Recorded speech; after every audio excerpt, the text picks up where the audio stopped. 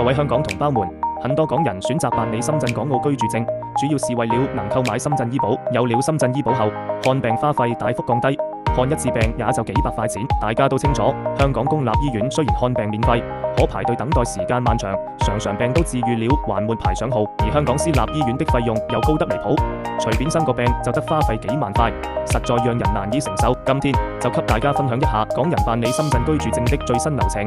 各位同胞們一定要點讚收藏，免得之後找不到這條視頻啦。首先關注深圳公安公眾號，在港澳台居民服務板塊中點擊港澳台居民居住證申領預約，接着如實填寫本人信息並預約辦理時間。辦理當天要攜帶好電子回執、回鄉證以及半年居住證明這些材料，前往預約好的服務大廳現場辦理。辦理時櫃台工作人員會給你一張憑證，之後只需耐心等待10個工作日就能拿到居住證啦。在整個辦理過程中，相對麻煩的可能就是居住證明這一項了。不過大家別擔心，現在已經有相應的解決方案。要是你對此有疑問，不清楚該怎麼辦，歡迎隨時私信我，看看我能不能幫上忙。記得關注我，後續還會分享港人在深圳買醫保的詳細攻略哦。